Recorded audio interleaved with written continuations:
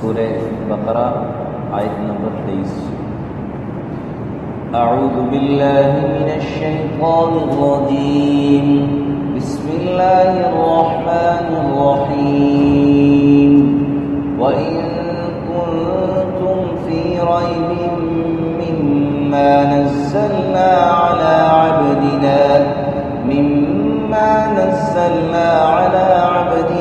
فَأْتُوا بِسُورَةٍ مِّن مِّثْلِهِ وَادْعُوا شُهَدَاءَكُم مِّن دُونِ اللَّهِ إِن كُنتُمْ صَادِقِينَ فَإِن لَّمْ تَفْعَلُوا وَلَن تَفْعَلُوا فَاتَّقُوا النَّارَ الَّتِي وَقُودُهَا النَّاسُ وَالْحِجَارَةُ أُعِدَّتْ لِلْكَافِرِينَ۔ صدق اللہ العظیم۔ وَإِن كُنتُمْ فِي رَيْبٍ، اور اگر تم ہو شک میں، مما نزلنا علی عبدنا، اس کلام سے جو ہم نے اپنے بندے پر نازل فرمایا، فَأْتُوا، تو تم لے آؤ، بِسُورَةٍ، ایک سورت، مِن مِثْلِهِ، اس جیسی، اس کلام جیسی ایک سورت لے آؤ، وَادْعُوا شُهَدَاءَكُمْ، اور بلا لو اس کو جو تمہارا مددگار ہو، یعنی اپنے مددگاروں کو بلا لو، من دون اللہ، اللہ کے سوا، یعنی اللہ کے سوا جس کو تم چاہو بلا لو اپنی مدد کے لیے، ان کنتم صادقین، اگر تم اپنے اس قول میں سچے ہو، فإن لم تفعلوا، پھر اگر ایسا نہ کر سکو، ولن تفعلوا، اور ہرگز ایسا نہ کر سکو گے، فاتقوا النار التي وقودها الناس والحجارہ، تو پھر بچو اس آگ سے جس کا ایندھن آدمی اور پتھر ہے، اعدت، جو تیار کی گئی ہے، للکافرین، کافروں کے لیے۔ میں نے عرض کیا تھا کہ 3 قسم کے گروہوں کے تذکرے کے بعد اللہ تعالیٰ نے یا ایھا الناس سے فرما کر تمام انسانیت کو اپنی طرف دعوت دی ہے کہ واللہ یدعو الی دار السلام، اللہ بھی سلامتی والے گھر کی طرف، سلامتی کی طرف دعوت دیتا ہے۔ تو اللہ تعالیٰ نے مسلمانوں کا، متقین کا تذکرہ بھی فرمایا، صفات کا تذکرہ، ان کی صفات کا تذکرہ، پھر کافروں کا، پھر مختصر چند صفات، ان کی جو عادات تھیں ان کا تذکرہ، پھر اس کے بعد منافقین کا تذکرہ، ان کی عادتوں کا تذکرہ فرما کر فرمایا تم جو کوئی بھی ہو، جہاں کہیں بھی ہو، جس حال میں بھی ہو، جب بھی مجھے پکارو گے میں اس وقت تمہاری پکار پر تمہارا جواب دوں گا۔ یہ اس بات کو نہیں دیکھوں گا کہ اب تو تیری عمر 60 سال ہو گئی ہے، 70 سال ہو گئی ہے، اتنا عرصہ ہو گیا نافرمانی کرتے ہوئے، تو اب آیا ہے، تجھے اب یاد آئی ہے، تو میرے پاس آ رہا ہے۔ جیسا کہ عام طور پر دنیا میں ہوتا ہے، کسی کے پاس کوئی جائے تو کہتے ہیں جی اتنا عرصہ ہو گیا تو میری نافرمانی کرتا رہا ہے، اب یہ اب مطلب پڑا کہ تو میرے پاس آ گیا ہے۔ اللہ فرماتے ہیں مطلب پڑے یا مطلب نہ پڑے، جب بھی تمہیں میری یاد آ جائے تو تم میرے پاس آ جاؤ، میں تمہارے سارے گناہوں کو معاف کر دوں گا۔ قل یا عبادی الذین اسرفوا علی انفسہم لا تقنطوا من رحمت اللہ ان اللہ یغفر الذنوب جميعا۔ تو میں عرض کر رہا تھا کہ اللہ تعالیٰ دعوت دے، تینوں گروہوں کو دعوت دی۔ تم اپنی سرکشی میں آگے بڑھ چکے ہو، جتنی بھی زیادہ سرکشی کر لی، اب بھی اگر توبہ کر کے میری طرف آ جاؤ میں تمہاری توبہ قبول کرنے کے لیے تیار ہوں۔ دعوت دی اور کہا کہ دیکھو عبادت کے لائق صرف میں ایک اللہ ہی، میرے علاوہ کوئی عبادت کے لائق نہیں۔ پھر عقلی دلیلیں دی، انسان ہے ناسمجھ ہے، خلق الانسان عجولا، جلد باز ہے، تو بلکہ اللہ تعالیٰ کسی کلا بل تحبون العاجلہ، جلد بازی کو پسند کرتے ہو۔ تو اللہ تعالیٰ عقلی دلیلیں دے رہے کہ دیکھو تم نہیں تھے، تمہیں پیدا کرنے والا کون ہے، اس بات پہ سوچو، جس نے تمہیں پیدا کیا وہی تمہارا سب سے زیادہ خیر خواہ ہے، اس کے علاوہ تمہارا خیر خواہ کون ہو سکتا ہے؟ اس اس کے علاوہ تمہارا خیر خواہ کون ہو سکتا ہے جس نے تمہیں پیدا کیا، تمہیں زندگی دی، تمہیں سب کچھ دیا۔ پھر میں نے عرض کیا تھا کہ جسمانی زندگی اس کا بھی تذکرہ کیا، پھر اس کے ارد گرد کے ماحول، اس کی خوراک، اس کا بھی تذکرہ اللہ نے فرمایا کہ دیکھو تمہارے جسم، جو تمہارے جسم ہے اس کو زندگی بھی میں نے دی، اور پھر اس کو پالنے کے جتنے اسباب ہیں، اس کی نشو و نما کے جتنے اسباب ہیں، وہ سب اسباب بھی میں نے بنائے ہیں، ان کا خالق اور مالک بھی میں ایک اللہ ہی ہوں، اس لیے میری عبادت کرو۔ کیا مطلب؟ میری مرضی کے مطابق اپنی زندگی گزارو۔ پھر اس کے بعد تذکرہ ہے کہ یہ کافر لوگ قرآن میں شک کرتے تھے، تو نبی علیہ السلام کو کہتے تھے، میں نے عرض کیا تھا نا کہ جو سورہ بقرہ کی پہلی آیت میں ہے کہ لا ریب فیہ ھدی للمتقین، میں نے عرض کیا تھا کہ یہ دو قسم کا شک ہو سکتا ہے۔ ایک شک تو یہ ہے، ایک شک جیسے پہلے گزر چکا، ایک شک تو یہ ہے کہ اس کتاب کے اندر جتنی چیزیں ہیں، اس کتاب کے اندر جو اللہ تعالیٰ نے وعدے بیان فرمائے ہیں، جو وعیدیں بیان فرمائی ہیں، جو کامیابی کے راز بتلائے ہیں، کامیابی کے طریقے بتلائے ہیں، جو کامیابی کے اصول بتلائے ہیں، وہ بالکل حق اور سچ ہیں، کوئی ان میں شک نہیں۔ اور دوسرے قسم کا شک جو اس کا تذکرہ یہاں پر ہو رہا ہے کہ کافروں کے شک تھا، کافر یہ کہتے تھے کہ نبی علیہ السلام جو ہے وہ فلانی جگہ پر ایک کاہن ہے، اسے جا کے ملتے ہیں، ان کے پاس نعوذ باللہ بیٹھتے ہیں اور وہ ان کو کچھ بتلاتا ہے، وہ آ کے مسلمانوں کو کہہ دیتے ہیں کہ دیکھو جی مجھے پیٹھ پر وہی نازل ہے، نعوذ باللہ، یہ الزام لگاتے تھے۔ تو اللہ نے کہا دیکھو بات یہ ہے کہ یہ جو عربی ہے نا، میں عام الفاظ میں آپ کو سمجھا رہا ہوں، یہ جو عربی ہے یہ آپ بھی بولتے ہو، اور نبی علیہ السلام جو قرآن بیان فرما رہے ہیں یہ بھی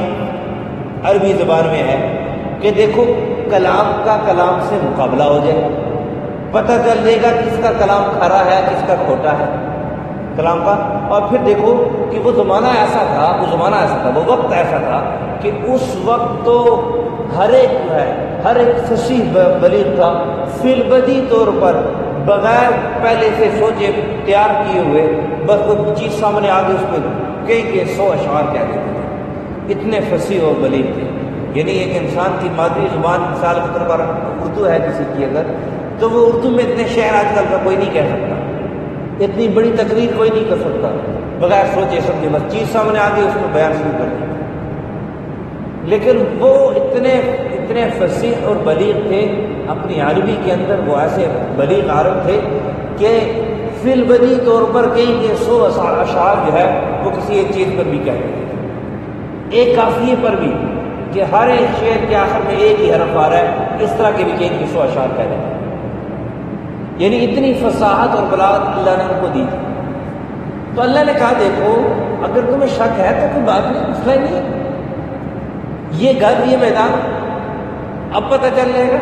تم مقابلہ کر لو کسی بھی چیز پر۔ اگر کوئی مثال کمپنی ہے، کوئی کمپنی ایک چیز بناتی ہے، ایک پروڈکٹ بناتی ہے، کوئی دوسری کمپنی والے کہیں کہ جی دیکھو جی یہ پروڈکٹ اس کی جو ہے نا وہ ناقص ہے، یہ ناقص،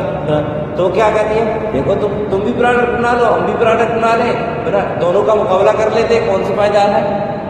تو اللہ نے کہا دیکھو ایک کلام میں نے نازل کیا ہے، میرے نبی علیہ السلام کے ذریعے تم تک پہنچ رہا ہے، نبی علیہ السلام فرما رہے ہیں اللہ کا کلام ہے، مجھ پر وحی نازل ہوئی ہے، تمہیں اس بات پر شک ہے تو تم ایسے کر لو کہ اس کا مقابلہ کر لو۔ اب پھر یہ مقابلہ 3 قسم کا اللہ تعالیٰ نے حکم دیا ہے۔ پہلے پورے قرآن کے مقابلے کا چیلنج دیا، آپ کہا یہ نہیں کر سکتے تو ایسا کرو نا کہ اس کے مقابلے میں ایک صورت لے آؤ،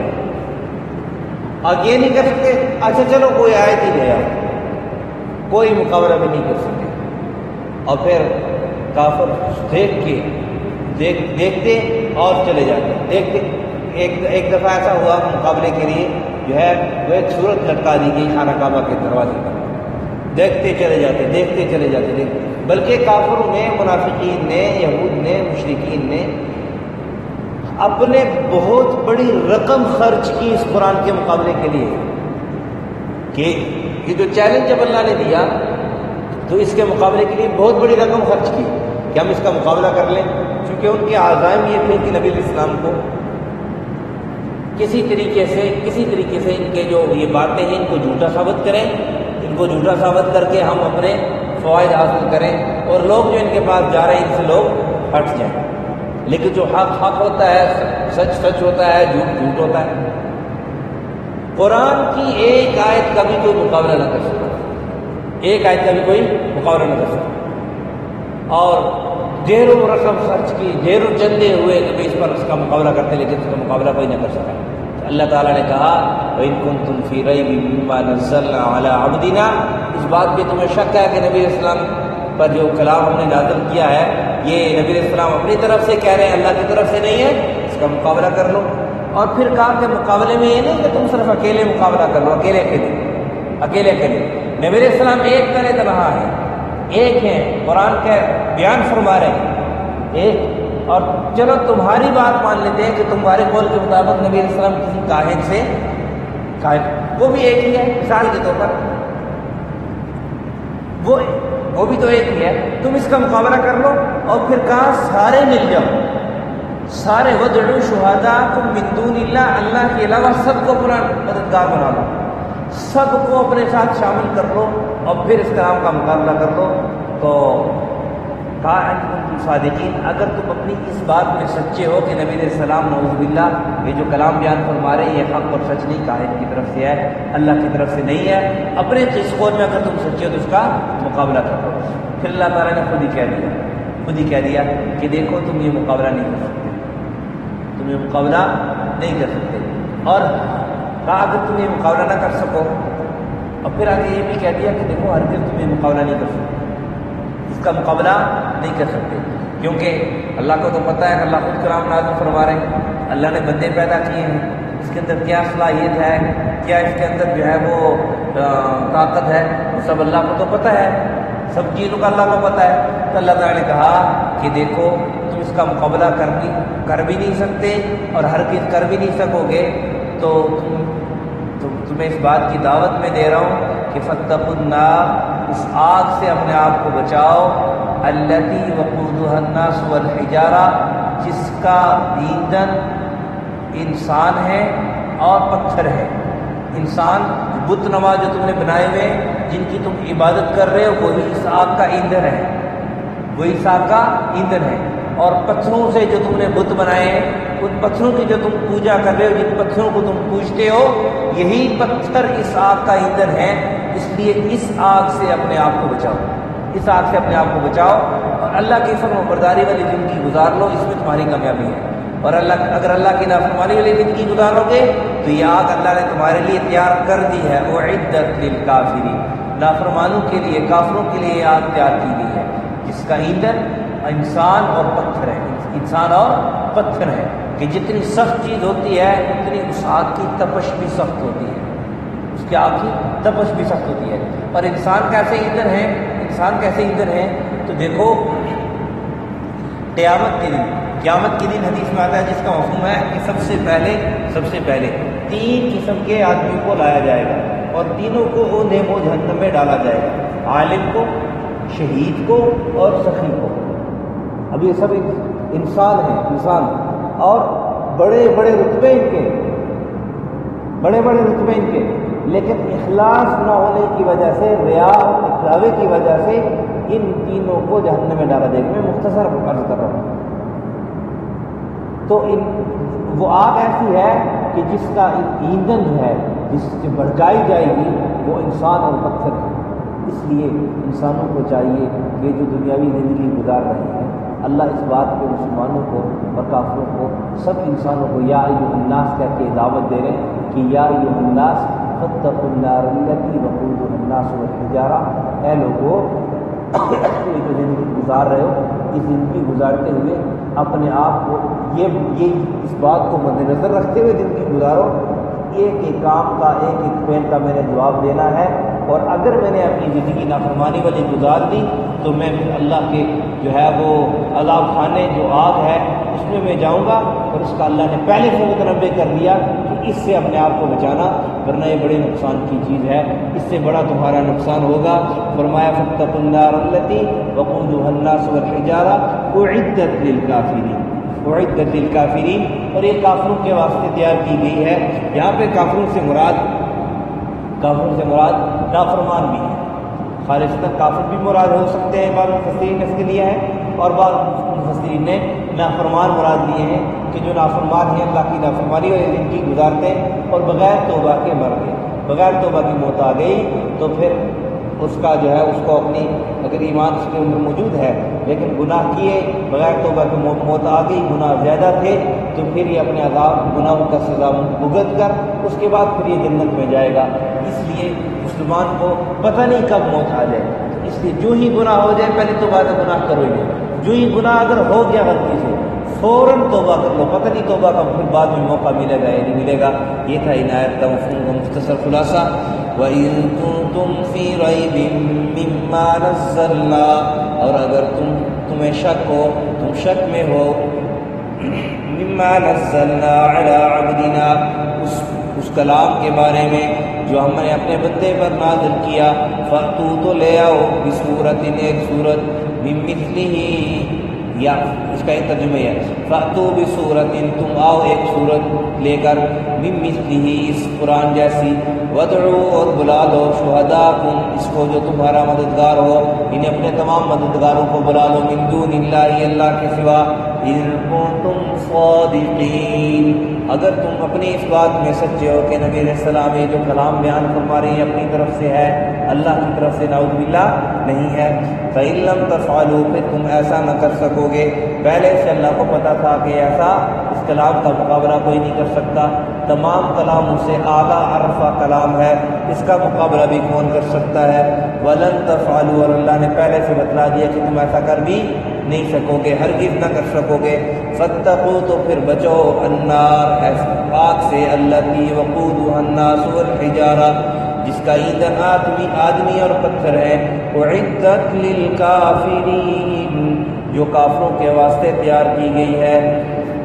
الحمدللہ رب العالمین والعاقبۃ للمتقین، والصلاۃ والسلام علی اشرف الانبیاء والمرسلین وعلی الملائکۃ المقربین وعلی عباد اللہ الصالحین، اللهم ارحم على حالنا ولا تنظر الى سوء اعمالنا، اللهم اشف مرضانا ومرضى المسلمين، اللهم اقض حاجاتنا عن الغير، اللهم لا تسلط علينا بذنوبنا من لا يرحمنا،